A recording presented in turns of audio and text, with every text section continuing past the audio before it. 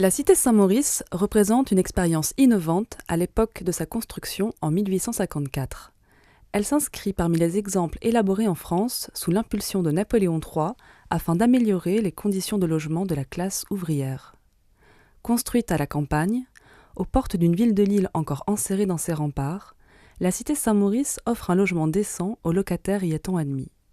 En contrepartie, la vie à l'intérieur y est collective et régie par un règlement auquel chacun doit se soumettre.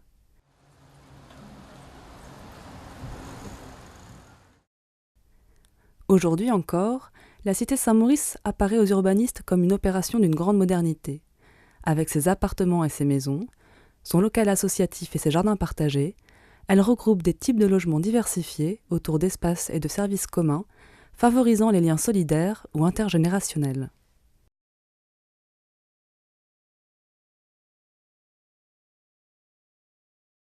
L'expansion des grandes villes françaises au XIXe siècle, et notamment de celles du Nord, est liée à l'important développement de l'industrialisation de ces territoires. La commune de Saint-Maurice connaît un essor industriel comparable à celui des villes de Lille, Fives, Moulins ou Oisem. L'arrivée du chemin de fer à partir de 1842 modifie profondément les circuits d'approvisionnement en matières premières et de commercialisation des produits finis. Dès lors, quelques grandes filatures de lin et de coton s'implantent à Saint-Maurice, majoritairement dans les rues des Guinguettes et du faubourg de Roubaix. L'industrialisation attire de nombreux travailleurs autochtones et étrangers dans des villes où le nombre de logements s'avère insuffisant. Cette situation engendre la multiplication de logements insalubres. Promiscuité, entassement et absence d'hygiène caractérisent alors les conditions de vie des ouvriers. Ce triste phénomène explique la nécessité des réformes qui se mettent en place à l'échelon national. De nombreux logements lillois font d'ailleurs l'objet de visites en amont de la loi du 13 avril 1850 portant sur les logements insalubres. Victor Hugo, alors membre de la délégation parlementaire, rend compte de la situation à travers le texte « Les caves de Lille ». En janvier 1852, Napoléon III ouvre un crédit destiné à subventionner la construction de maisons ouvrières. De Lillois, coutumier de la promotion immobilière, semble particulièrement motivé par les aides mises en place sous le Second Empire. Le binôme se compose d'André Placide Fontaine-Guichard, propriétaire, et de François-Jean Colpart, architecte. Le 30 mars 1853, Fontaine-Guichard achète des terrains situés à Fives dans le but d'y construire une cité ouvrière. Les travaux démarrent en août 1854. Les habitations sont mises à disposition des locataires fin 1856. Entre-temps, Fontaine-Guichard constitue, avec d'autres propriétaires et commerçants, la Société Saint-Maurice pour l'érection, l'entretien et l'exploitation de la cité.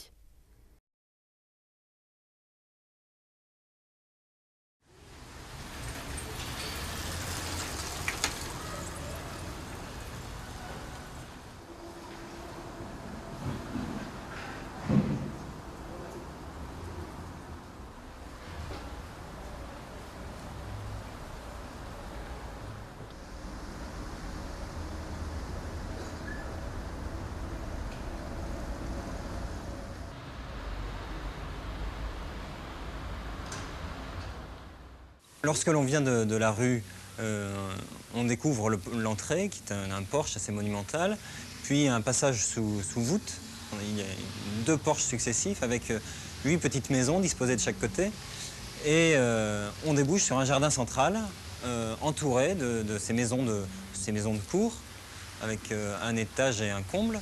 Habituellement, on pourrait trouver ces maisons le long d'une courée, mais là, par bonheur, elles sont disposées autour d'un jardin central. On doit avoir 2 ou 3 courées comme ça sur l'île, il y en a très peu. Et elle est en plus très bien bâtie. Je pense qu'effectivement, ça peut donner un très bel espace. Aujourd'hui, la cité Saint-Maurice est composée de 73 logements individuels et collectifs. Elle comprend 31 maisons individuelles, 27 appartements collectifs, 6 appartements avec entrée individualisée, 9 meublés étudiants.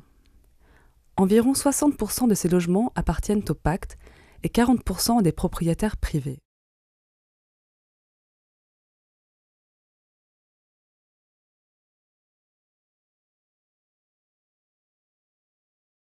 Initialement, la cité proposait une configuration différente sur un terrain plus vaste. Cette cité est située dans le faubourg de Fives, à l'extrémité de la rue des Guinguettes. On y entre par une sorte de vaste portique donnant sur une cour intérieure au milieu de laquelle est une chapelle. Tout autour, 64 maisons forment un vaste cercle autour d'un préau occupé par des jardins. La cité offrait déjà plusieurs types de logements destinés à différentes populations. Familles ou célibataires habitent la cité. Les logements ne disposent pas de l'eau courante.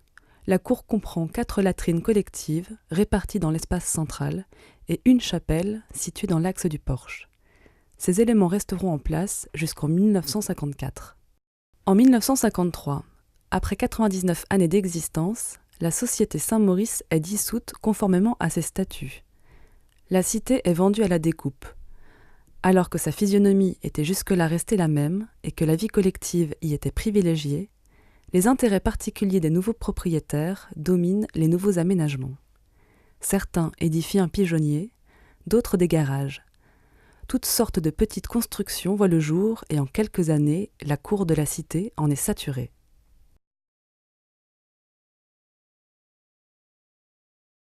Au début des années 70, le tracé de la voie rapide urbaine est programmé parallèlement aux voies de chemin de fer situées à proximité immédiate de la cité Saint-Maurice. Le tissu urbain est sérieusement écorché par les travaux qui s'engagent. Environ 700 logements sont rasés.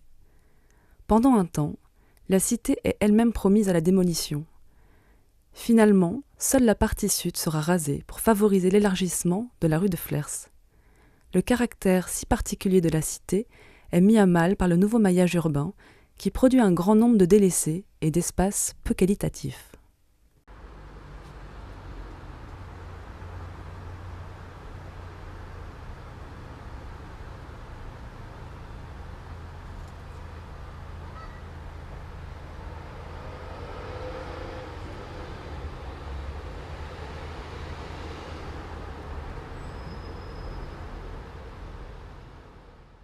Au milieu des années 80, la cité Saint-Maurice est rattachée au périmètre de l'opération programmée d'amélioration de l'habitat Collier-Jacquet.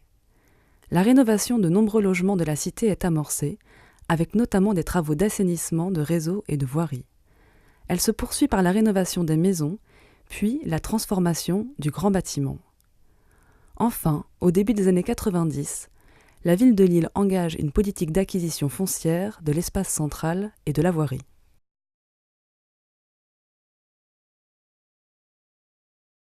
Bien que l'organisation de la cité fasse figure d'exception à Lille, on retrouve souvent cette morphologie urbaine en Belgique à travers la forme du béguinage. Le béguinage désigne un ensemble de bâtiments construits autour d'une cour arborée, hébergeant souvent une communauté autonome de religieuses. L'ensemble comprend généralement les installations domestiques et monastiques, mais aussi des ateliers utilisés par la communauté. L'architecte François-Jean Colpart, né à Gand, s'inspire vraisemblablement de cette configuration spatiale pour la cité Saint-Maurice.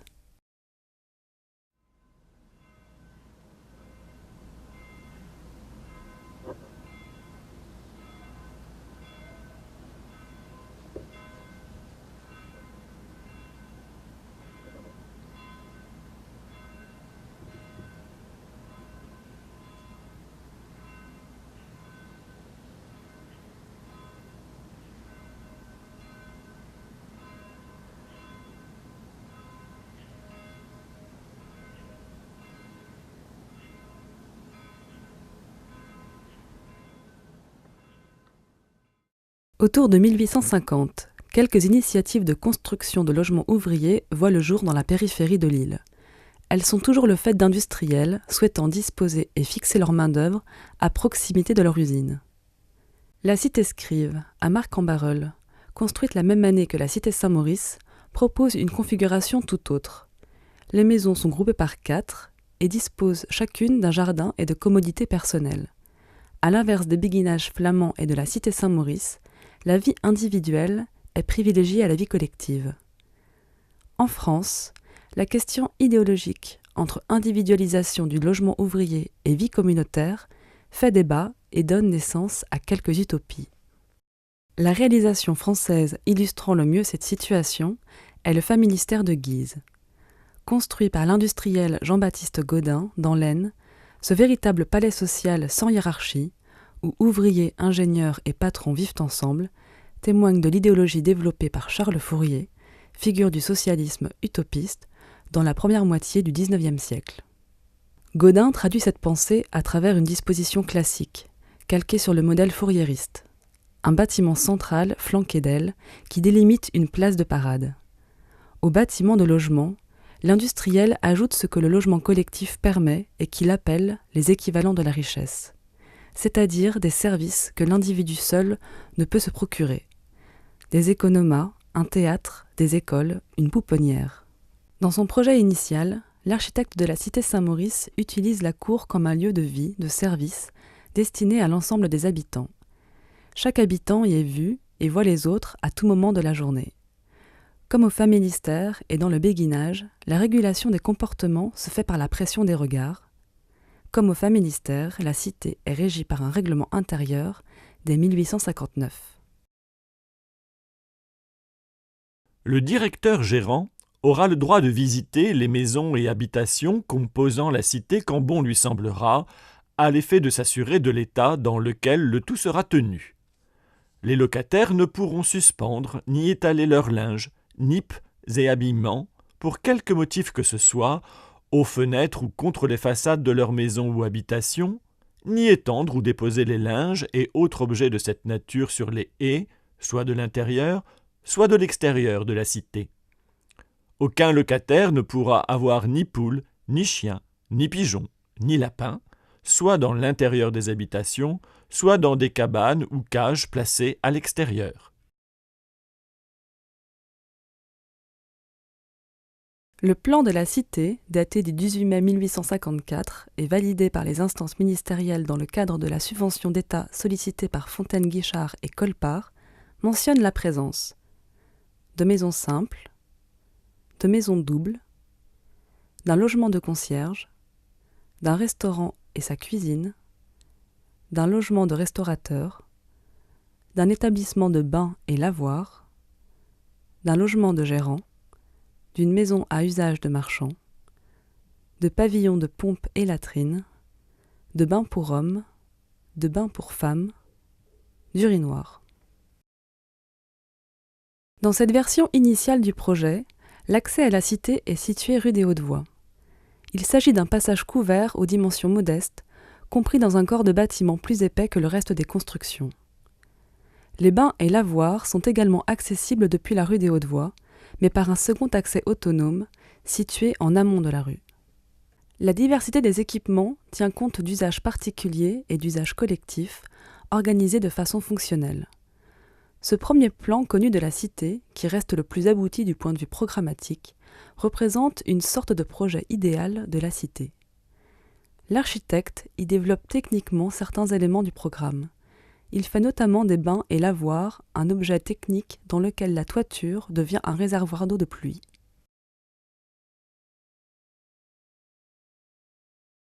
De forme octogonale, le restaurant trône au centre de la cour. Il bénéficie de 2 accès. Son entrée principale est axée sur le passage couvert rue des Hautes-Voies.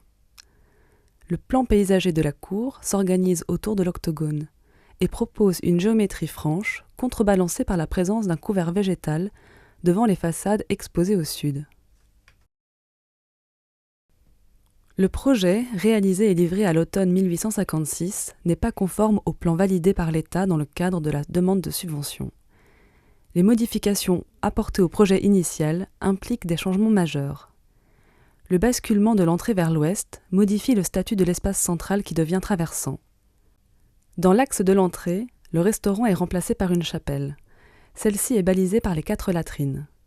Alors qu'à la même époque, les logements de la cité Scrive bénéficient de sanitaires individuels, ici les latrines sont communes et à la vue de tous, comme dans une courée. Les bains et lavoirs ne sont pas réalisés. L'espace central est finalement l'unique espace de vie collective de la cité. N'ayant pas réalisé le restaurant, Colpart donne alors au porche le statut d'élément remarquable de la cité. Avant même que ne se développe massivement la monumentalité dans l'habitat à Lille, Colpart introduit cette caractéristique à la cité Saint-Maurice.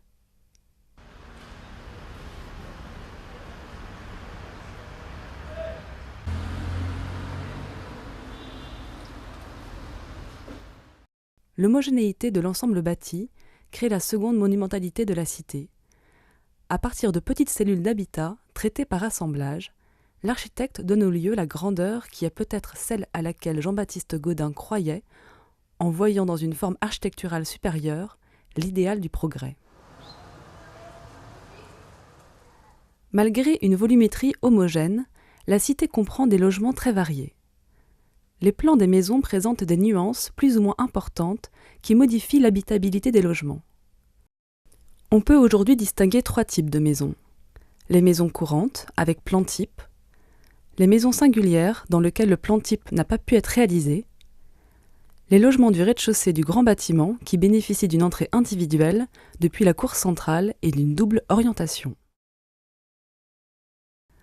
Concernant les maisons dites courantes, l'ordonnancement de la façade est simple. L'architecte regroupe les maisons 2 à 2 par symétrie pour donner à l'ensemble des ouvertures, et notamment aux portes, une dimension généreuse et constante. Une porte pour entrer, une large fenêtre ou lucarne à chaque niveau pour éclairer l'unique pièce s'y trouvant. Un ressaut de briques souligne le contour des bercements. Les linteaux se distinguent par la présence systématique de 3 pierres calcaires blanches.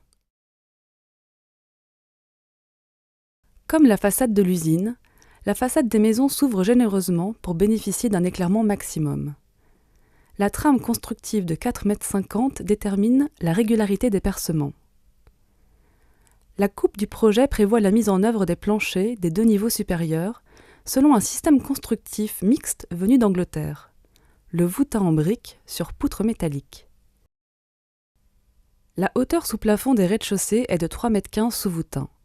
Bien que réduite de 20 cm à l'étage, elle reste plus généreuse que les standards de l'époque.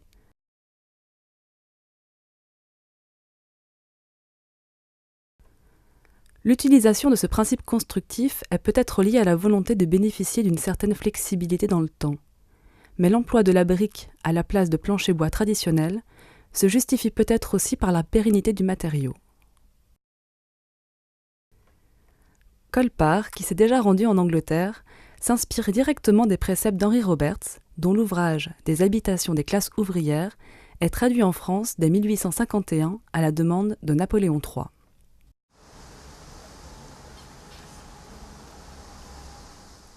Les maisons dites singulières s'adaptent aux situations des angles, jonctions et autres particularités d'implantation de la cité pour maintenir une image cohérente de l'ensemble bâti.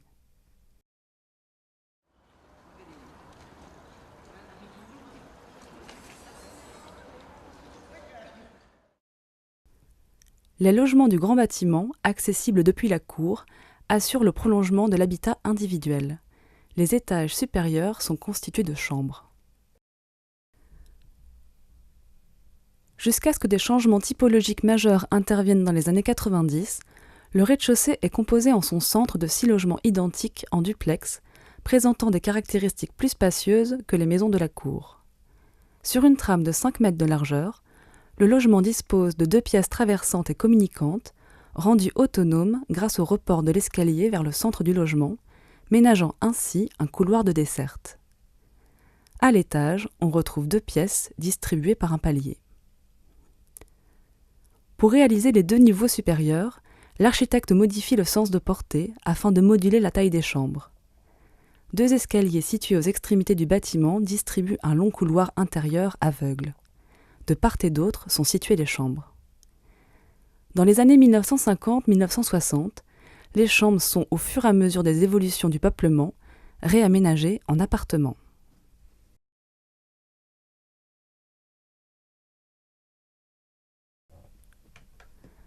Les travaux de restructuration lourde, engagés à la fin des années 80 par le Pacte, modifient radicalement cette partition typologique entre le bas et le haut du bâtiment.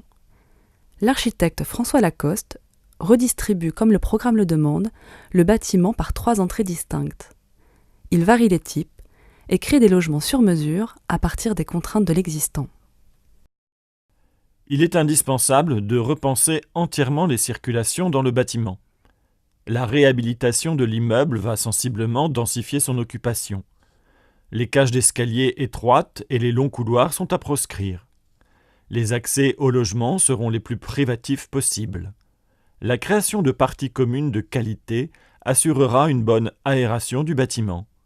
Ainsi, la principale opération nécessitant des travaux importants de démolition et de reprise de gros œuvres consistera à retourner la façade principale sur la rue des Hautes-Voies en modifiant les accès latéraux existants et en créant une entrée supplémentaire au milieu de la façade. La majorité des accès au logement se fera le long de cette façade, de manière à créer, par le biais des parties communes, un espace de transition, d'isolation thermique et de protection contre les nuisances de la voie rapide et de la voie ferrée. Le grand bâtiment change d'aspect et tente de s'ouvrir vers le nouveau quartier, dont il est séparé par des axes de communication majeurs.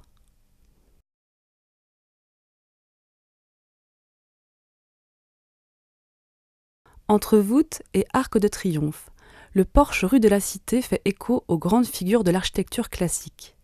Sa forme, inventée par l'architecte Sebastiano Serlio au début du XVIe siècle, se compose de 3 baies. La baie centrale est couverte d'un arc en plein cintre. Les 2 baies latérales sont couvertes d'un linteau à hauteur de l'imposte. Il s'agit d'une déclinaison des arcs de triomphe romains qui trouveront largement écho dans l'architecture néoclassique du XIXe siècle.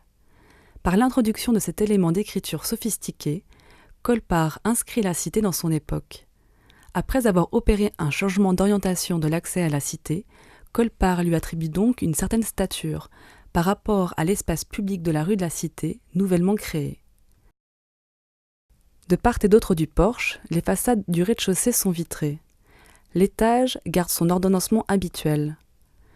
Le porche est fermé par une grille et est éclairé par une lanterne suspendue qui participe à l'écriture classique de l'ensemble architectural. Le porche canalise les mouvements d'allées et venues des habitants. Il est d'une certaine manière un espace d'observation pour ceux qui y vivent, mais ces maisons, par leur proximité, sont également plus exposées que les autres au regard.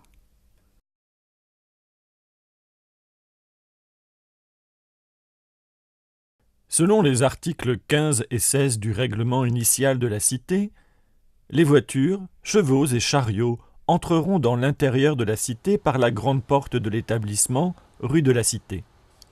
Les conducteurs devront toujours, et sans exception, tourner à droite dans le jardin, sans pouvoir revenir sur leurs pas, de manière à sortir par la gauche de la même entrée principale. Ils ne pourront en conséquence ni retourner leur voiture, ni se croiser, ni chercher à se dépasser dans le dit chemin intérieur. Bien qu'aujourd'hui l'automobile ait remplacé le cheval et la charrette, la cour n'accueille heureusement que peu de voitures. La bicyclette y tient une place importante, notamment grâce aux enfants. La vie de la cour s'organise avec et par les pratiques de chacun, alors que la cellule d'habitat reste le lieu de la vie privée, de l'intime.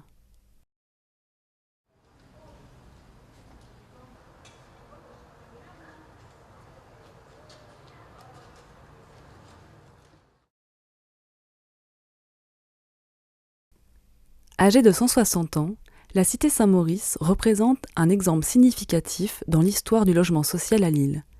Elle reste un modèle alternatif au logement ouvrier de la première moitié du XIXe siècle, réalisé par des investisseurs éclairés de l'époque. Aujourd'hui, le statut public de la cour en fait plus que jamais un ensemble atypique.